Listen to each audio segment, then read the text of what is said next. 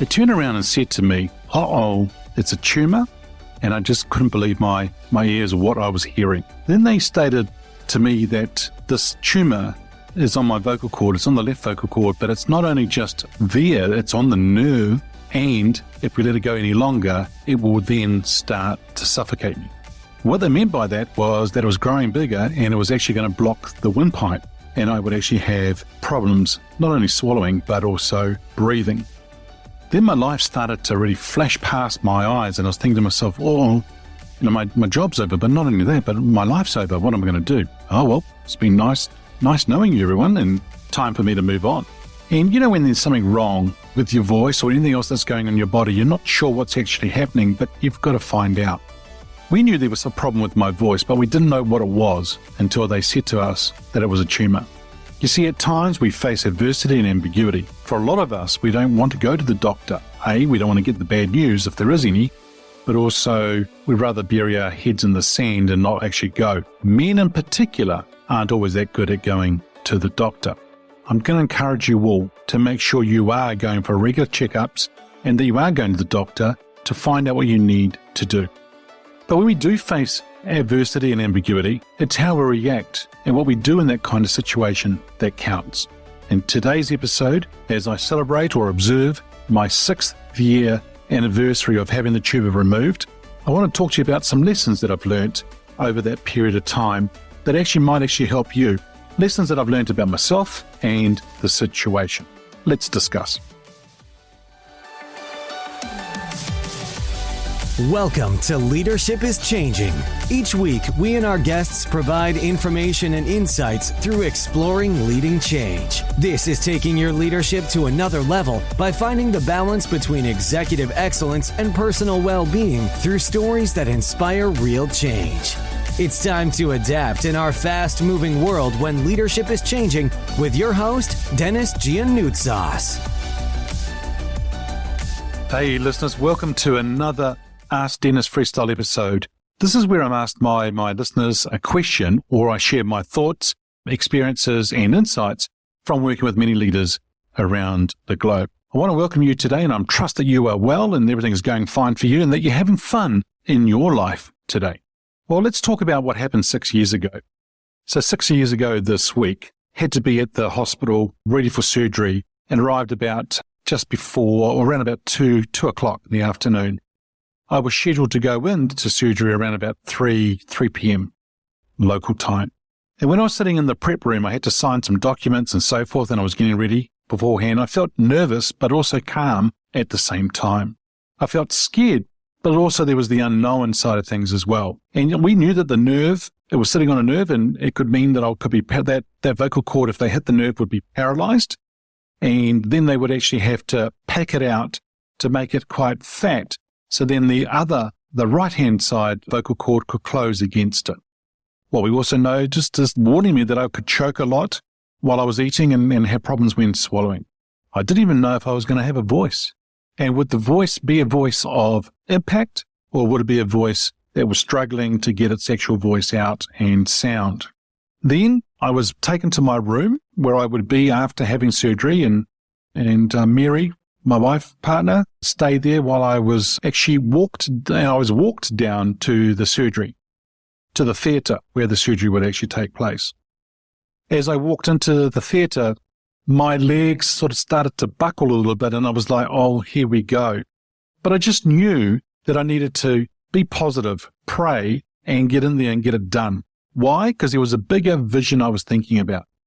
And the biggest vision was the thing that got me through that, but also got me through the actual MRI I went into after having a panic attack on the first one, was of course the sedation, but it was also me thinking to myself that I'm being introduced on stage in front of 10,000 people in the audience, and how I would be introduced as the speaker, and thinking about that, and that was going through my mind.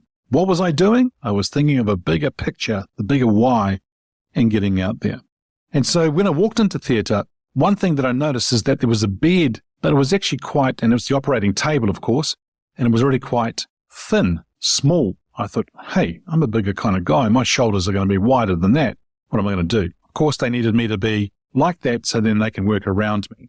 Then the other one was that they were talking to me and talking me through things as I was doing that, as they were starting to put me to sleep. And so then they can go in there and do their magic. Of course, when I woke up, I was waking up out of the anesthetic and getting underway with things and sitting there and wondering how it all went, wondering whether it was paralyzed, whether they did hit the nerve or not. They were trying to get oxygen levels up to a level whereby they would be happy with it because they were too low at that state. And all night I was awake. You see, it was meant to take 1.5 hours. And actually what happened is it took 3.5 hours. They went through the throat and up through the thyroid to get to the actual vocal cord where the actual tumor was. Now, that was 2 centimeters wide. Now, for that area, it's quite large for what it was. But all night I was awake. Why? Because I was asleep for 3.5 hours, right? Out to it. Had a great sleep. So here I was, eating jelly and having ice blocks all night. I had several of them. I'd keep ringing the buzzer and get the nurse to bring in more. Why? Because I was allowed to have it, and it was just great, and it helped me, of course, and actually recovering. The next morning at 7 a.m., well, actually, before I went to theatre, they asked me what I would want to have for breakfast the next morning, so I ordered it. I ordered scrambled eggs and salmon. As you can tell, I was at a private hospital. When the specialist walked in at 7 a.m. in the morning, he asked me, "Oh, looks like you just finished breakfast. What did you have?" And I told him what I have. The nurse said, "Well, whatever you order, he gets as well." I asked him if the vocal cord was paralyzed, and he said he didn't know because I was out to it, of course, under anesthetic, so he would have to come back at 7 p.m. that night. So in other words, 12 hours I would have to wait. I'm not joking. Within 40 minutes, he comes flying into the room with the surgical fatigues on and with the camera, and he said to me, "I can't wait, I want to know as well." So he put down the camera and he had a look, and of course you could see, he said to me, "It's moving, but it's munted. But if you give it time, Denis, the brain will work it out." For a lot of us as leaders, as we're facing adversity and ambiguity, we forget to breathe and we start to do things quickly and we think we have to get things solved. Breathe, step back, the brain is going to work it out. Now, the other thing was he left, and then the next, about an hour or so later, Mary walked in and I spoke to her for the very first time, and she almost fell over and reached for the wall to stop herself falling over. And I said, "What's wrong?" And she said, "I don't even recognize your voice." It was totally different. She called it George Clooney. Yeah, I don't think it was George Clooney, but anyhow, it was a different voice from what I had for about 8 to 9 years. And so, well, not 8 to 9 years, for a few years, because it was about 8, 9 years ago that this happened. And when we first recognized or understood it was actually, the voice was starting to deteriorate in quality over the period of time. So when Mary left about 3 hours later, I had so much fun picking up my phone, even though my phone number was coming up on people's screens and things like that, and I was talking to them, they had no idea it was me. Even my mother didn't even recognize the voice. Some people said to me the voice is not a lot younger, for when they remembered my voice before it was hoarse and raspy and croaky. So I loved calling everybody and having so much fun. Then I recovered and took time out. Listeners, there were so many things that I did actually learn over that period of time. And here are some of the lessons, 6 of them actually, that I sort of learned from going through this whole ordeal. Number 1, don't take life for granted. Be present in life. Do what you need to do. Don't be an autopilot. Be very deliberate about what you're doing in life, while at the same time being grateful for what you have and where you are, but also where you are going. Number 2, I had a very close friend to me, and still a very close friend today, and said this thing to me: Denis, don't die with the music in you. There's a whole lot of you right now who have got things that you want to do in life, but you're not doing it. There's music in you. There's things for you to share with others. Don't die with the music in you. And he said that to me, and it blew me away. And Sean is a really cool friend, and I really, really appreciate what he said to me. And I just knew that I had to share with other people around the world about what I do and what we can and what I have to offer. So it's really important to make sure that happens. The thing here for me is this: if you've got things that you need to do today, then make sure you get on with it and you do it. The podcast is a great example of that. I knew I wanted to do it, so then I decided and got on with it and made it happen. Number 3, have your voice heard. The number of times I work with people whose voices aren't being heard, it's not being of any impact at all. Make sure it is a voice of impact. And I don't mean you out there yelling and screaming at people. That's not what I'm talking about. I'm talking about a voice that is of reason, that is calm, that is confident, and is influential, can influence people. But your role and my role in life is not only for our voices to be heard, but the reason I started this podcast was for my voice to be heard. If you think about the voice journey, the people I interview, having their voices heard, and more importantly, it's about you as the listener, helping you develop your voice, helping you develop your leadership voice, your skills, your capabilities, and so forth, to help you become a leader that has a voice of impact that is actually going to influence a lot of people. Number 4 will be get the right people around to help you. A lot of you will try to do things in life and try to get on with things, but I'll tell you what, you can't do it by yourself. Surround yourself with the right people. There are people out there that can help you from their experiences and also their speciality in what they do. If you think about that specialist that I went to, how he actually helped me get my voice back, and I'm going to be very grateful to that man and what he's done for me, and I know that he helps other people as well. But the big thing here would be put your hand up to ask for help. As I said earlier on, many people don't want to go to the doctor, don't like asking for help. And that's a big thing for some people to do. But I think I'm going to encourage you to put your hand up and ask for help, because there are people out there who will help you and can help you for sure. Number 5, what I noticed is that not everyone got around us. Now, what do I mean by that? There were people who did get around us and there was people who didn't get around us. And I was quite surprised by that. I was quite surprised to find that people who I thought would be around us didn't even show up. Now, for a lot of them, it's probably more about how they would handle this kind of ambiguity or adversity. Some people can't handle that and don't want to be around that. It is not that they don't want to know you, they just don't know what to say to you or how to handle things, which is quite hard for some of them. You know what?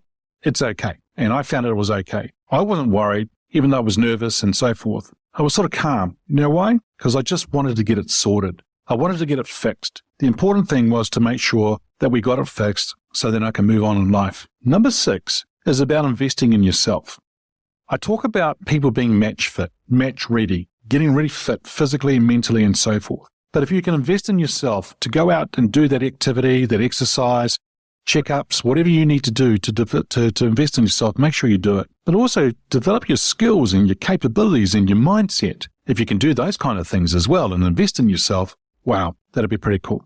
Part of that investing in yourself is actually taking time out for you. I call that me time. Time that you've got for yourself that you're going to be able to invest in you, whether that's listening to a podcast, reading a book, just walking in nature to be around nature, going out and having a massage, doing some yoga, meditation, going up for a bike ride, whatever it means for you, that you're spending some special time for you to look after yourself. You see, whether it's a high-performing racehorse, they get put out into the paddock at times to recover, to reset, to recharge, to be able to go back in there and refocus on what they need to do. If you can invest in yourself in that way, that'd be wonderful. If you can invest in yourself to have people around you, mentors, coaches, books, things like that, it's going to really help you go to another level. I'm going to encourage you to do that. So in summary, those lessons are, don't take life for granted. Number 2, don't die with the music within you. Number 3, have your voice heard. Number 4, get the right people around you to help you. Number 5, not everyone will get around you. And number 6 is invest in yourself. You see, you need to do these things to be able to cope with things in the period of time that's actually happening. When you are in the midst of it, you're trying to cope. But over time, you're actually building that shield of resilience. Yes, there are lessons that I learned. But you know what? At times when this kind of thing is happening, it just sucks. It's not easy. It's hard. And it can be hard, whatever you're going to go through. But you know what? Just understand that there is light at the end of the tunnel. Stay focused in what you need to do. Getting it resolved, getting it sorted, getting it checked out, getting the right people around you to help. Drive forward in whatever you're doing as well. Don't freeze or get paralyzed like a deer in the headlights. Pull a plan together and then get massive action happening, whatever that means for you. And be deliberate. Be deliberate about where you're wanting to go. Listeners, all I can say to you here is that live your life to the fullest. Life is short, but what kind of impact will your voice have on the world going forward? I know and you know there's probably something today that you're putting off that you haven't done and you should do. What is that thing? And what will you do to go forward and have that voice of impact to make the difference for others? I dare you to get ahead and get on with it and do that one thing that you've been holding back. It's wonderful to celebrate the 6 years of having the tumor removed and having my voice back and helping people around the world. develop their voices as well. Hey listeners, it's always a pleasure being with you. Thanks for joining. Until next time, bye for now. Thank you for listening to this episode of Leadership is Changing with your host, Denis Gianoutsos. Each week, we and our guests provide information and insights through exploring leading change, inspiring executives and leaders to adapt and lead a bigger game in a fast-moving world.